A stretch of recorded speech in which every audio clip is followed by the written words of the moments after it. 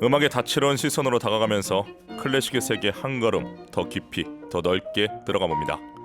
클래식 살롱 오페라와 발레 해설가 유영중 선생님 모셨습니다. 안녕하십니까? 안녕하세요. 오늘 벌써 세 번째로 뵙겠습니다. 한 주 동안 잘 예, 지내셨습니까? 그럼요. 예. 네, 오늘은 프로코피예프를 위시한 20세기 소비에트 작곡가들의 발레 음악들을 만나보려고 합니다. 방금 전에 들은 곡이 프로코피예프의 발레 로미오와 줄리엣 중에서 귀족들의 취미였거든요. 어떤 장면이었을까요? 예, 로미오와 줄리엣은 1935년에 작곡된 발레 음악인데요. 네, 전부 52곡으로 되어 있습니다. 굉장히 많은데 조금 전에 들으신 곡이 1막에서 로미오와 집안이 줄리엣의 집안이죠. 카플레티 집안의 무도회가 시작되는 장면인데 네, 거기 이제 모여드는 이제 귀족들의 장중하면서도 으스대는 듯한 그런 음악이죠. 한 번만 들어도 귀에 꽂히지 않나 싶습니다. 네, 그렇습니다. 클래식의 로미오와 줄리엣을 소재로 한 작품들이 꽤 많습니다. 벨리니와 구노는 오페라를 만들었고요. 베를리오즈와 차이콥스키의 작품도 있습니다. 그런데 로미오와 줄리엣 하면 프로코피예프가 첫손에 꼽히거든요. 혹시 이유가 있을까요? 뭐, 벨리니, 구노, 베를리오즈, 차이콥스키의 로미오와 줄리엣도 너무 훌륭하기 때문에 그분들이 서운해하겠지만 아무튼 뭐 가장 많이 되는 거는 구노의 오페라하고 발레 로미오와 줄리엣인 것 같습니다. 예, 예, 이제 뭐 프로코피예프는 20세기 작곡가죠. 예, 파리에 머물던 시절에 발레 리스라는 발레단을 위해서 방탕한 아들 같은 몇몇 발레 음악을 썼지만 대표곡은 소비에트로 돌아온 다음에 쓴 로미오와 줄리엣이 되겠습니다. 프로코피예프 발레 음악은 춤을 위해서 만들어지긴 했지만 춤 없이 음악만 들어도 이야기의 흐름과 감정을 따라갈 수 있는, 그러니까 19세기의 발레 음악과는 좀 결이 다른 그런 거라고 할 수 있죠. 이 로미오와 줄리엣도 너무 구체적인 묘사를 하고 있고 곡마다 작곡가가 다 제목을 구체적으로 표기하고 있어가지고 안무가가 일부를 삭제하거나 순서를 바꾸는 게 부담스러울 정도예요. 그렇게 해서 프로코피예프 발레 음악의 특징은 고전적 전통과 모더니즘이 공존하는 서정성, 박진감, 긴장감 이런 것들이 공존한다는 거, 아름다운 멜로디라도 날카로운 불협화음과 강력한 리듬으로 좀 특이하다 이런 느낌을 주게 되죠. 네. 그런데 처음엔 작품의 진가를 몰라봤던 것 같습니다. 무대에 올려지기까지 우여곡절이 많았다면서요? 예, 이 곡이 작곡된 1930년대 후반의 소비에트, 우리가 소련이라고 불렀던 그 소비에트는 네, 사회주의 리얼리즘이라는 정치적 구호가 예술계를 지배하던 시기입니다. 그러니까 모든 예술 작품은 인민의 뭐라 그럴까 혁명 의식이라든가 즐거움을 위해서 창조되어야 된다 이런 식의 거였거든요. 네, 그래서 프로코피예프 입장에서는 서구로 망명했다가 다시 소련에 정착한 이후에 의욕적으로 쓴 첫 작품인데 당국에서는 타락한 서구 형식주의 예술 경향이 있다 이런 식으로 해가지고 비판을 했죠. 그래서 프로코피예프가 발레 공연을 하기 전에 모음곡을 먼저 만들었고 그리고 나서 1938년에 체코에서 좀 이상한 형태로 작곡가도 참석하지 못한 가운데 초연이 됐다고 하고요. 발레로는 소비에트에서 이제 1940년에야 레오니드 라브롭스키라는 안무가의 안무로 만들어졌습니다. 그런데 이 라브롭스키도 프로코피예프 음악이 좀 어렵다고 생각했던 것 같아요. 그래서 좀 수정을 요구했고 오늘날 연주되는 로미오와 줄리엣은 라브롭스키의 주장이 많이 반영되어 있는 그런 거로 알려져 있습니다. 네, 알겠습니다. 이렇게 사연이 있는 음악이지만 수많은 안무가들의 영감을 자극한 작품에는 틀림이 없는 것 같습니다. 60개가 넘는 버전이 있다고 하던데요. 선생님은 어떤 공연에서 인상 깊게 보셨습니까? 60개는 모르겠지만 어쨌든 이게 수년 전 자료라고 그러면 그새 또 많은 또 로미오 줄리엣이 나왔을 더 것 많아질 같습니다. 수도 있겠군요. 네, 몇 개 이제 확인할 수 없을 정도로 많고 네, 상업용 영상물로 발매된 것만 해도 한 20종 되는 것 같아요. 예, 그러니까 가히 20세기 드라마 발레 셈이다 이렇게 말할 수 있을 정도로 여러 안무가들이 자신만의 해석과 안무, 연출을 시도했습니다. 뭐 유명한 안무는 존 크랑코, 케네스 맥밀란, 유리 그리가로비치, 루돌프 누레예프, 존 노이마이어, 조금 더 현대적인 거는 장 크리스토프 마이오와 매튜 본 이런 게 있는데요. 예, 그중에서 제가 개인적으로 좋아하는 것은 드라마 발레로는 케네스 맥밀란 게 좋고 예, 컨템퍼러리 쪽으로는 장 크리스토프 마이오 그다음에 가장 세밀한 감각과 무대 같은 걸 생각하면 루돌프 누리에프 뭐 이 정도를 꼽을 수 있을 것 같습니다. 제 개인적으로요. 네. 이 뭐 연출가의 연출에 따라서 워낙 작품이 변화무쌍하지 않습니까? 네, 뭐 고전 발레가 아닌 경우도 많고 무대를 배치하는 방식도 다르고요. 네. 네, 정말 각양각색이 어울리는 그런 작품이죠. 공연 영상들이 많이 있으니까요. 여러분 비교해서 보시는 것도 좋을 것 같고요. 20세기 발레 음악의 대표적이니 한 장면 더 들어보도록 하겠습니다. 어떻습니까? 예, 전부 곡들이 다 좋은데 52곡이 다 훌륭하지만 박진감 넘치는 음악으로 유명한 로미오와 티볼트의 칼싸움 장면을 한번 들어볼까요? 네. 예, 티볼트가 먼저 로미오의 절친 머큐쇼를 아주 비열한 방법으로 살해하니까 싸움을 말리려는 로미오가 순간적으로 아주 분격해가지고 칼을 들고 덤벼드는 장면이죠. 칼싸움 벌이는 주변이 굉장히 속도감 있는데 제가 좋아하는 안무 중에서 장 크리스토프 마이오 이거 컨템퍼러리인데 여기서는 이 빠른 음악에 완전히 춤은 슬로우 모션으로 오호. 완전 역으로 만들어놨어요. 그거 굉장히 인상적이었습니다. 이 음악은 티볼트의 죽음과 그 죽음에 통곡하는 레이디 카플렛, 그러니까 줄리엣의 엄마의 통곡까지 계속 이어지겠습니다. 네, 상상하면서 감상해 보겠습니다. 프로코피에프의 발레 로미오와 줄리엣 2막 중 머큐쇼의 죽음을 복수하는 로미오. 게오르기 솔트가 지휘하는 시카고 심포니 오케스트라가 연주합니다. 게오르기 솔트가 지휘하는 시카고 심포니 오케스트라 연주로 로미오와 줄리엣 2막이 나오는 로미오와 티볼트의 결투 장면을 들어봤습니다. 와, 드라마틱합니다. 이제 프로코피에프의 다음 발레 작품 신데렐라로 넘어가겠습니다. 우리가 다 알고 있는 그 동화 맞을까요? 그렇죠. 이제 프랑스 동화 샹드리옹 여러 나라 말로 바뀌죠. 이태리로 가면 체네렌톨라 이래가지고 로시니 오페라로 하나 있고 네. 그다음에 뭐 발레로는 프로코피에프께 가장 유명합니다. 하나 더 있어요, 사실. 왈츠왕 요한 슈트라우스가 1900년 20세기가 막 들어서는 그걸 목표로 신데렐라를 쓰다가 죽었어요. 1899년에. 그게 이제 유작으로 남아 있는데 그래서 이게 2000년에 21세로 들어설 때 100년 만에 이 작품이 완성돼서 빈 국립발레에서 한번 한 적이 있는데 그 이후로 또 하는 것 같지 않고 이제는 뭐 완전히 프로코피에프의 신데렐라가 단연 유명하다고 할 수 있겠습니다. 저 음악적으로는 네. 차이콥스키에 헌정한다 이렇게 얘기했는데 예. 시계가 자정을 알리는 장면 같은 그런 부분에서 그로테스크한 분위기가 많아요. 이 발레 음악은 굉장히 특이하다 이렇게 생각이 들고요. 발레로는 뭐 소비에트에서 볼쇼이에서 먼저 만들어지고 키로프에서 만들어지고 했지만은 서구 것들이 많이 지금 알려져 있습니다. 서구에서 가장 유명한 것은 로열 발레를 위한 프레드릭 애슈튼의 안무가 있고 또 루돌프 누리에프는 할리우드에서 벌어지는 이야기로 바꿔놨고요. 하인츠 스페얼리는 어느 발레단에서 벌어지는 무용수들 간의 이야기로 바꿨습니다. 또 아주 현대적인 걸로는 마기 마랭의 작품은 모든 등장인물이 인형 복장을 하고 예. 나오는 게 있고 또 장 크리스토프 마이어의 신데렐라는 신데렐라 하면 유리구두여야 되는데 유리구두가 아니고 맨발의 신데렐라 또 유명하죠. 맨발에 금가루를 잔뜩 묻힌 그런 신데렐라가 나옵니다. 그렇군요.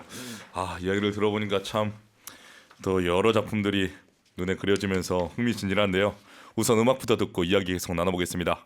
프로코피에프의 발레 신데렐라에서 가장 유명한 곡입니다. 신데렐라가 마차를 타고 궁전으로 가는 1막 피날레 왈츠. 앙드레 프레빈이 지휘하는 런던 심포니 오케스트라가 연주합니다. 앙드레 프레빈이 지휘하는 런던 심포니 오케스트라 연주로 프로코피에프의 발레 신데렐라의 왈츠 들어봤는데요. 와, 이게 동화 발레가 맞나요? 이렇게 드라마틱하다니요. 차이콥스키의 꽃이 앓지않은 또 전혀 다른 느낌입니다. 왈츠는 왈츠인데 어딘지 뭔가 좀 스산한 기분도 듭니다. 그래서 어떤 분들은 이 신데렐라가 음악이 안 좋다 이런 분들이 있어요. 왜냐하면 눈앞에 펼쳐지는 건 동화인데 음악이 좀 으스스하고 괴기스러운 부분들이 몇 번 나오거든요. 네. 근데 이게 바로 이 음악의 매력이죠. 그리고 또 신데렐라라는 이 이야기가 뭐 어느 책에 보면은 전 세계에 다 보편적으로 있는 얘기를 합니다. 뭐 계모와 또는 계부 이복자매의 구박, 그다음에 왕자 같은 고귀한 남자를 만나서 인생 역전, 이런 스타일이 한 지금 채집된 것만 해도 한 1,000개 정도 된대요. 그중에는 우리나라 콩쥐팥쥐도 있죠. 네. 거의 똑같잖아요. 예, 그런데 그 중에는 정말 잔혹한 게 많은 거죠. 이제 그림 동화에 나오는 신데렐라 이야기에서는 그 이복자매가 벌을 받느라고 새 부리에 눈을 쪼여서 장님이 되는 그런 이야기가 있고, 베트남의 신데렐라는 할록이라는 이야기인데, 거기서는 이 할록이 복수를 위해 가지고 자기를 구박했던 이복자매를 죽여가지고 젓갈로 만들어서 계모한테 보내서 계모가 그 젓갈을 다 먹고 나서야 네. 바닥에 있는 반지를 보고 자기 딸인 거 알았다는 아주 굉장히 잔혹한 그런 이야기들이 있어요. 그래서 그런 걸 프로코피가 꿰뚫었던 것 같아요. 이 음악에, 이 동화 속에 숨겨져 있는 좀 잔혹한 그런 걸 읽은 것 같습니다. 네, 그렇습니다. 제니러브 뮤직님, 프로코피에프 음악을 듣게 해주셔서 감사합니다 보내주셨네요. 유영주님, 로메오와 티볼트의 격렬한 결투가 불꽃 튀는 연주만으로도 압도되는데 발레는 또 어떻게 표현했을지 감도 안 옵니다. 영상으로 확인해 볼게요. 네, 영상으로도 확인해 보시고요. 극장에서도 꼭 가보시면 좋겠습니다. 유영주님, 메시지 고맙습니다. 로미오 줄리엣, 신데렐라가 상상의 이야기라면 이번엔 역사극으로 갑니다. 이반 뇌제라는 발레인데요. 공연을 벌이는 이반 뇌제가 누구인지 알고 가야겠죠? 네, 그 이반 뇌제라고도 하고 폭군 이반이라고도 하죠. 16세기에 강력한 공포 정치를 행한 러시아의 군주 이반 4세의 별명이 폭군 이반 또는 이반 뇌제. 뇌제라는 거는 무시무시한, 그러니까 청천벽력 같은 황제, 그런 폭군을 뜻하는 일본식 한자어죠. 그 러시아의 황제를 짜르라고 그러잖아요. 이 짜르가 이반 4세부터 시작됐다, 이런 말이 있습니다. 네. 그가 얼마나 폭군이고 광인인지 보여주는 그림이 있죠. 여러분도 다 아실 텐데 일야 레핀의 이반 뇌제와 그의 아들이란 그림이 있어요. 그게 이반 뇌제가 광기에 사로잡혀 가지고 아들을 때려 죽이고 죽인 아들을 멍하니 쳐다보는 그런 그림이죠. 그 정도로 아들이 자기한테 대들었다는 이유로 때려 죽인 그런 황제였습니다. 끔찍합니다. 이런 인물을 과연 음악을 어떻게 표현했을지 궁금해지는데요. 그런데 이상한 점이 있습니다. 프로코피에프의 발레 음악 목록에 이반 뇌제가 없는데 이게 어떻게 된 일입니까?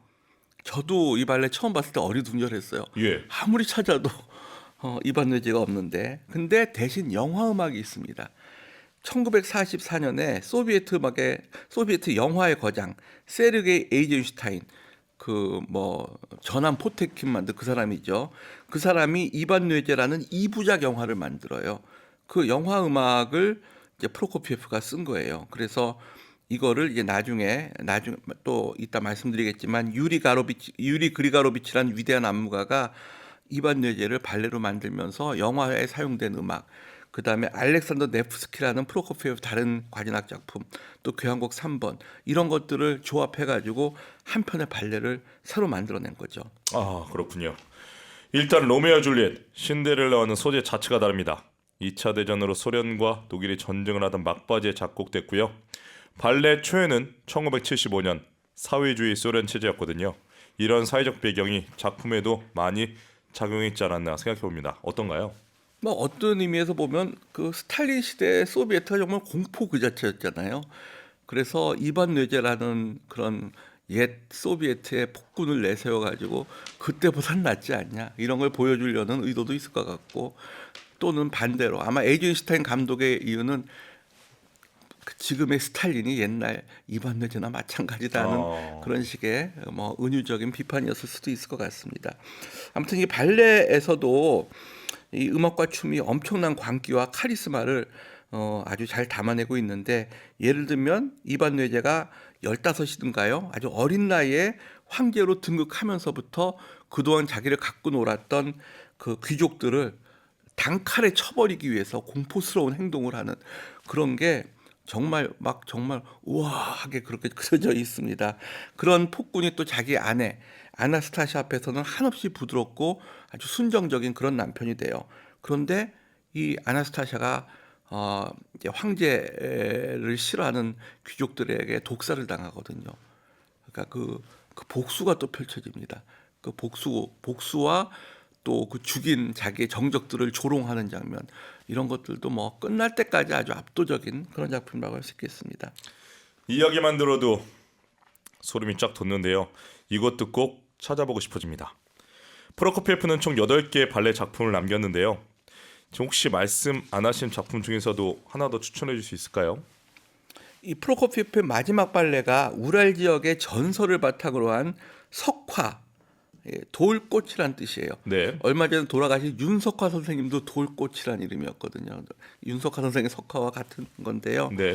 돌꽃을 조각하려는 예술가와 그의 약혼녀 또는 돌꽃 조각의 비법을 알고 있는 구리산의 여왕, 이 삼각관계를 그려내고 있는데 러시아 민속무용의 대제전이라 할 정도로 러시아 민속 색채가 짙은 작품이에요. 그런데 이 작품을 완성한 지 몇 시간 만에 프로코피에프가 세상을 떠났어요. 네, 그리고 그날 스탈린이 죽었죠. 1953년의 일인데요. 그래서 스탈린이 죽은 바람에 프로코피에프는 죽은 게 기사로 안 나왔다고 그러죠. 묻혔군요. 네, 그래서 뭐 얼마 지난 다음에 알려졌다고 되어 있습니다. 이 작품은 1959년에 키로프 발레에서 또 이름이 나오네요. 유리 그리고로비치가 그때 아주 신예 안무가였는데 이걸 안무했죠. 첫 안무는 아니고 개정판 안무였는데 예. 이때 아주 훌륭하게 만들어가지고 새로운 천재의 등장이다 하는 찬사를 받았죠. 그렇군요. 로메오 줄리엣부터 석화까지 프로코피에프의 발레 핵심 정리 시간이었습니다. 이번에는 어떤 곡을 들어볼까요? 발레 음악은 아닌데요. 네. 아까 뭐 1부 끝에 차이콥스키 바이올린 협주곡 3악장 들었는데 프로코피에프 바이올린 협주곡 1번의 3악장을 듣는 게 어떨까 싶습니다. 영국의 안무가 케네스 맥밀란이 컨템퍼러리 발레 또는 신고전주의 발레로 트라이어드라는 작품을 만든 게 있는데요. 예. 이 사람이 이제 미국에 갔을 때 만든 작품인데 번역하면 한 삼각관계, 형과 동생이 한 여자를 놓고 경쟁하지만 형이 승리하는 바람에 동생이 슬픔에 빠진다. 이런 걸 보여주는 이야기인데 이 협주곡의 3악장이 괜찮을 것 같습니다. 네, 들어보겠습니다. 케네스 맥밀란의 발레 트라이어드에 사용된 프로코피에프의 바이올린 협주곡 1번 D장조 작품으로 19종 3악장 제임스 에네스의 바이올린 잔안드레아 노세다가 주시하는 BBC 필하모닉 오케스트라 연주로 전해드립니다. 케네스 맥밀란의 발레 트라이어드에 사용된 프로코피에프의 바이올린 협주곡 1번 중 3악장을 발췌로 들려드렸습니다. 제임스 에네스의 바이올린 잔안드레아 노세다가 주시하는 BBC 필하모닉 오케스트라의 연주였습니다. 지난주에 박재영님이 남겨주신 메시지가 있는데요. 오케스트라가 발레 공연에서 연주하는 걸 좋아하는지 궁금합니다. 아무래도 발레를 위해서 연주하니까 음악이 주인공이 아니라는 생각이 들 수도 있을 것 같은데요. 선생님 어떻게 생각하십니까? 우리나라는 좀 안 그렇지만 서구의 메이저 발레단은 오페라 하우스에 속해 있거든요. 네. 그러니까 예를 들어서 볼쇼이면은 볼쇼이 오페라가 있고 볼쇼이 발레가 있고 볼쇼이 오케스트라가 있습니다. 그러니까 오페라 하우스에 오페라단과 발레단과 오케스트라가 같이 있는 거예요. 그래서 그 극장에서 공연할 때는 그 오페라 극장의 오케스트라가 연주합니다. 그 오케스트라는 오페라와 발레에 특화된 악단이기 때문에 뭐 당연히 잘하는 거죠. 예, 그냥 일반적인 콘서트 오페라 보고 오페라 발레 하라고 그러면은 싫어하겠죠. 싫어하는데 가끔 하라고 그러면 연주를 주잖아요. 역시 좋아합니다. 네. 제가 좀 더 덧붙이고 싶은데요. 지금 선생님 말씀하신 것처럼 그 발레 반주 전문 오케스트라, 오페라 반주 전문 오케스트라가 유럽에는 또 미국에는 있습니다. 우리나라에는 아직 그렇게 구분되어 있지 않는데요. 머지않은 시간에 이렇게 우리나라도 발레만 공부하고 연주하는 또 오페라만 연주하는 이런 오케스트라가 있으면 극이 더 완성도가 높아지지 않을까. 그리고 또 그 극장에 속한 오케스트라들이 맨날 오페라만 발레만 하는 게 아니라 그들이 또 심포니도 해야 하고 그래서 굉장히 유명해진 예를 들면 드레스덴 슈타츠 카펠레나 베를린 슈타츠 카펠레 그런 데든 원래 극장에 속했던 오케스트라지만 심포니 오케스트라도 세계 톱에 속하는 그런 악단이 된 거죠. 예, 오늘 아주 중요한 질문 지난주에 잘해주셨습니다. 베티 샘리님, 유영종 선생님의 클래식 살롱 너무 좋습니다. 최인경님, 발레 장면이 연상되면서 흥미롭게 듣고 있습니다. 오현주님, 목요일은 약속도 비우고 오늘도 본방 사수 중입니다. 요즘 발레 찾아보는 재미에 푹 빠져 있어요. 유영종 선생님 감사합니다. 보내주셨습니다. 목요일의 클래식 살롱 클래식과 발레 해설가인 유영정 선생님과 함께 프로코피예프를 비롯해 20세기 소비에트 작곡가들의 발레 작품을 살펴보고 있습니다. 소비에트 3대 작곡가 프로코피예프랑 드미트리 쇼스타코비치, 아람 하차투리안입니다. 다른 주 작곡가도 발레가 있죠. 그렇죠. 예, 프로코피예프 로미오와 줄리엣과 신데렐라가 소비에트 발레 최고봉이지만 정작 그 러시아에서는 소비에트 시절부터 현재까지 가장 인기 있는 발레로 하차투리안의 스팔타쿠스 이걸 꼽아야 할 것 같아요. 이 작곡가인 하차투리안은 아르메니아 사람이에요. 그래서 네. 소비에트 3대 작곡가 중에서도 가장 강렬한 민속적 색채와 리드미컬한 에너지를 가진 인물이고요. 스팔타쿠스 말고도 가야네라는 발레도 유명한데 거기에 나오는 사브르 댄스, 사브르가 칼이잖아요. 네. 그게 엄청나게 또 유명한 곡이죠. 이 스팔타쿠스의 경우는 그 로마 시대 노예 검투사 반란 사건을 그린 그런 서사시, 또 원시적 리듬감과 화려한 오케스트레이션, 또 무엇보다도 남성 무용수들의 역동적 에너지, 이걸로 유명한 작품이죠. 그렇습니다. 이 작품은 키로프 발레 출신인 유리 그리고로비치가 보이쇼이 발레 예술 감독으로 와서 내놓은 첫 작품인데요. 그런데 사실 소련 체제가 붕괴되면서 이 작품도 당연히 묻힐 줄 알았는데 오히려 그렇지 않게 됐습니다. 인기의 비결이 뭐라고 생각하십니까? 저도 그렇게 생각했죠. 소비에트 붕괴되면서 야, 이게 스팔타쿠스는 어떻게 보나 이 생각을 했는데 예. 뭐 인기가 여전해요. 왜냐하면 사회주의 리얼리즘이라는 공산주의식 그 정치색을 뛰어넘었기 때문에 그런 거예요. 그래서 혁명, 자유, 사랑, 죽음이라는 게 뭐 어느 예술에서나 다 보편적 주제인데다가 소비에트가 공산 시절인데도 이 작품에는 기독교적인 색채도 있어요. 그러니까 이게 이제 공산주의가 무너져도 이 작품은 영원할 수 있었던 거죠. 또 네 명의 주역이 아주 긴장감 있는 사각관계를 펼쳐지고 있는데 선한 주인공은 스팔타쿠스와 프리지아, 또 악의 구도는 크라수스와 에기나, 이렇게 아주 선명하게 할리우드 무슨 그런 영화처럼 대립을 주고 있고 야격들도 엄청나게 매력적으로 만들어놨습니다. 그리고 남성미 넘치는 국무와 장대한 스케일 때문에 발레는 여성 중심이라는 공식의 새로운 패러다임, 남자들의 춤일 수 있다는 것을 또 본격적으로 조명하는 계기가 마련된 작품이죠. 자, 이렇게 스파르타쿠스를 가리켜 남성 발레의 진수를 보여주는 작품이라고 이야기를 하는데요. 그럼 여성보다 남성 무용수의 비중이 크고 극도 주도적으로 끌고 가고 있다, 이렇게 생각해도 괜찮을까요? 예, 그렇죠. 그런데 또 보고 있으면 여성 무용수의 매력이 엄청 돋보이는 그러니까 애기 나는 요염한 팜파타레 이미지고, 또 반대로 프리지아는 굉장히 성녀 같은 그런 분위기입니다. 초연 때는 예카테리나 막시모바라는 대스타가 프리지아를 췄는데 1970년대부터 이 막시모바는 굉장히 좀 교과서적인 발레리나거든요. 그래서 그리가로비치가 자기의 뮤지이자 아내인 베스메르트노바를 이제 프리지아로 기용하게 돼요. 네. 그래서 진짜 베스메르트노바의 춤을 보고 있으면 아, 저거는 성모 마리아 같은 프리지아가 탄생했구나, 이렇게 보게 됩니다. 자, 그리고 이 작품의 또 다른 주인공 바로 하차투리안의 음악입니다. 스파르타쿠스에서 꼭 들어야 하는 음악 아닙니까? 네, 좋은 곡이 너무 많지만, 그리고 박력 넘치는 곡도 많지만 가장 유명한 것은 이제 스팔타쿠스 프리지아가 제외하면서 춤추는 아다지오 2인무 장면이라고 할 수 있겠습니다. 자, 바로 들어보겠습니다. 아람 하차투리안의 발레 스파르타쿠스 중 스파르타쿠스와 프리지아의 아다지오, 바실리 페트렌코가 지휘하는 로얄 리버풀 필하모니 오케스트라의 연주입니다. 시간 관계상 여기까지만 들어야 하는 게 아쉽습니다. 아람 하차투리안의 발레 스파르타쿠스 중에서 스파르타쿠스와 프리지아의 아다지오, 바실리 페트렌코가 지휘하는 로얄 리버풀 필하모니 오케스트라 연주였습니다.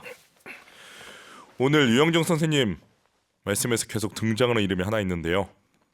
로미오와 줄리엣부터 이반 뇌제, 석하, 그리고 스파르타쿠스까지 모두 유리 그리가로비치의 안무네요. 예, 어떤 경우에는 유리 그리고로비치라고 하기도 하고, 유리 고로비치. 네, 그 쓴 대로 읽으면은 그래 그리고로비치에 가까운데 러시아 사람들이 읽는 거에 따르면 그리가로비치에 가깝습니다. 네. 이 사람이 사실 모든 발레를 처음 만든 건 아니고 로미오와 줄리엣도 그렇고 뭐 석화도 그렇고 다른 사람이 먼저 스팔타쿠스도 마찬가지. 다른 사람이 먼저 안무했는데 이 사람의 개정판들이 다 더 좋았던 거죠. 그래서 원래 이제 키로프의 무용수였는데 안무를 잘하니까 볼쇼이로 스카우트 돼가지고 어허. 1960년대부터 한 90년대 초반까지 한 30년 동안 소비에트 발레는 이 사람의 시대였다. 이렇게 볼 수 있겠습니다. 그래서 지금은 20세기 소비에트 발레의 영웅이고 볼쇼이의 상징이고 원래는 키로프 출신이지만 굉장히 웅장하고 남성적인 색깔을 완성한 절대적인 사람입니다. 이 사람은 자기의 창작도 있고요. 고전 발레를 또 재구성한 그런 경우도 있어요. 1995년에 이제 31년 만에 사임을 했는데 13년 동안 야인으로 머물러 있다가 2008년에 그때 81세거든요. 다시 볼쇼이의 고문으로 돌아옵니다. 고문. 말이 고문이지 사실 감독보다 더 높은 위치에 있는 고문으로 돌아서 작년 5월에 만 98세 4개월로 세상을 떠날 때까지 와. 뭐 거의 죽기 직전까지도 자기 작품을 개정하고 극장 나가서 무용수를 하는 거 보고 그랬다고 알려져 있습니다. 대단합니다. 우리 국립발레단과도 인연이 깊죠. 예, 그 1990년대 말과 2000년대 초반에 이제 최태지 단장이 국립발레단 이끌고 계실 때 그때는 유리 그리가로비치가 어느 특정 발레단에 속한 상태가 아니었죠. 네. 그래서 그분을 상고 초려해가지고 우선 스팔타쿠스의 공연권을 따냈어요. 와. 이 사람이 그 남의 발레단에 안 주고 싶은데 이 동양의 발레단 그것도 얼마 전까지만 해도 스팔타쿠스를 공연할 수 없었던 그러니까 반공산주의적인 나라에서 하겠다 그러니까 국립발레의 수준을 한번 보고는 허락을 한 거죠. 그리고 나서 5편을 더 주게 됩니다. 그래서 또 원래 한 작품을 주면 보통 라이센스 기간이 3년에서 5년 정도인데 네. 그리가로비치는 국립발레단에 와서 연습하는 걸 지도하면서 굉장히 이 발레단을 좋아하게 돼요. 특히 최태지 단장이 또 잘 모셨고 해가지고 내 작품은 국립발레단은 그냥 계속해도 된다. 이야. 허락을 해버렸습니다. 그럼 총 6편의 작품이 말입니까? 예, 근데 지금 6편이 다 되지는 않고 예. 스팔타쿠스는 한 번 공연하는 게 너무 어렵기 때문에 진짜 어쩌다 한 번 공연하고 대신 거의 매년 공연하는 게 있죠. 호두까기 인형, 백조의 호수, 라 바야데르, 국립발레단의 가장 인기 레파토리 3편은 전부 그리가로비치가 수정한 안무를 쓰고 있습니다. 선생님 이런 사례가 또 있나요? 이렇게 지금 말씀하신 것처럼 스파르타쿠스 초연 때는 아예 서울에서 석 달 동안 먹고 자고 하면서 알려주신 거 아닙니까? 그건 사실 예. 솔직히 말하면 믿을 수가 없어서 석 달이 나오게 했던 거죠. 국립발레단이 그때 너무 남성 무용수가 모자라가지고 아, 네. 군무 쪽은 전국의 그 무용과 대학생들까지 다 끌어모아가지고 할 정도로 정말 악조건 속에서 정말 기념비적인 공연을 했던 거잖아요. 그러니까 그리가로비치 입장에서는 믿을 수가 없어서. 그렇죠. 제대로 하나 연습을 자기가 직접 시켜가면서 했던 거죠. 그래서 뭐 결국 뭐 어마어마한 결과물이 나왔습니다. 야, 이런 세계적인 안무에 직접 배울 수 있다니 대단합니다. 네, 혼자 오신 게 아니고 네. 바로 아내 베스메르트노바 두 분 나이 차이가 한 13, 14살 날 텐데 두 분이 같이 오셔가지고 이 서초동 국립발레단 연습실 근처에 머무면서 다 지도를 하셨죠. 마치 우리나라 그 축구나 배구나 이런 해외 감독 모시고 올 때 이 코치 같이 데리고 오는 것처럼 그렇죠. 예, 같이 오셨군요. 그리고 2010년에는 로미오와 줄리엣을 이제 공연하다가 그때 그리가로비치가 와 계셨는데 우리나라에 와서 연습을 시키고 있는데 이제 아내 베스메르트노바가 세상을 떠나셨어요. 그래서 그분이 연습을 이제 중단하고 가셨어요. 그리고 다시 돌아오셔서 마저 연습을 시켰습니다. 제가 그때 기억이 있는데 당시 최태지 단장님이 그리고 또 오셨잖아요. 그래서 그분을 위로하려고 우리나라 무용 관계자 몇 분을 모셨어요. 고맙게도 저도 초대해 주셨는데 처음에는 위로하려고 모인 자리였는데요. 너무 슬퍼하셔가지고 우리가 위로의 말을 할 수가 없었어요. 그 정도로 슬퍼하셨어요. 아내의 죽음에 대해 가지고. 네, 그렇군요. 2025년에 98세의 나이로 세상을 떠났지만 국립발레단을 통해서 우리는 계속 그의 춤을 볼 수 있으며 참 감사합니다. 프로코피에프, 하차투리안의 발레를 만나봤고요. 이제 쇼스타코비치가 남았습니다. 쇼스타코비치가 발레를 좀 저는 낯선데요. 쇼스타코비치는 교향곡과 현악사중주곡으로 유명한 네. 아주 진지한 뭐 별명이 20세기의 베토벤이잖아요. 근데 이 사람이 젊었을 때는 발레, 영화음악은 나중에도 썼어요, 끝까지. 그 다음에 소위 재즈, 이 대중음악 재즈랑은 조금 다른데 소비에트식 재즈, 좀 가벼운 음악, 리듬감 있고, 뭐 예를 들어서 쇼스타코비치 유명한 왈츠 있죠. 아이즈 와이드 샷에 나와서 유명한 그 왈츠 같은 것도 이제 쇼스타코비치 재즈의 일부로 치거든요. 그런 가벼운 음악을 많이 썼고요. 이 중에 그리가로비치가 손댄 작품이 있어요. 골든 에이지, 황금 시대라는 무슨 바 이름이에요. 이게 그 스탈린이 집권하기 이전에 레닌 시절에는 소비에트가 흑해 연안에는 좀 자본주의적 색채를 남겨뒀대요. 예. 예, 나중에 스탈린이 다 없애버렸지만 그때 거기에 이제 무슨 자본주의적 부르주아적 바에서 벌어지는 일을 가지고 만든 그런 발레입니다. 원래는 그런 이야기가 아니고 자본주의 국가를 방문한 소련 축구팀의 이야기를 코믹하게 그린 건데 그 안무는 없어졌고요. 그리가로비치가 완전히 새로운 이야기로 만들어가지고 이것도 사실은 사회주의 리얼리즘에 입각한 그런 발레로 만들어냈는데 굉장히 재밌어요. 굉장히 재밌으면서 심각한 부분도 있고 뭐 클래식하면서도 소비에트식 재즈의 캉캉의 탭댄스 이런 것까지 다 들어가는 아주 재치 있는 작품이 되겠습니다. 네, 골든에이지의 음악은 오늘 끝곡으로 남겨놓겠습니다. 오늘 소비에트 음악 3대 거장들의 발레를 살펴봤는데요. 이 소련이 만약 없었다면 이 음악 우리가 못 들었을 거 아닙니까? 그렇죠. 예, 그런 면도 있고 한편으로는 또 다른 면은 이 사람 세 명 모두 항상 그 즈다노프 비판이라고 그래가지고 당국에서 맨날 이 사람들의 음악의 사상성에 대해서 비판하는 거에 시달렸거든요. 그러니까 시달리면서 이런 곡을 썼는데 좀 더 자유로운 분위기에서 썼으면 또 다른 작품들이 나오지 않았을까 그런 아쉬움도 있는 그런 경우죠. 어쨌든 이 소비에트 3대 작곡가의 발레는 서구에서는 사실 기피하는 그런 거 있어요. 특히 그리가로비치 안무작은 미국에서는 아주 싫어해요.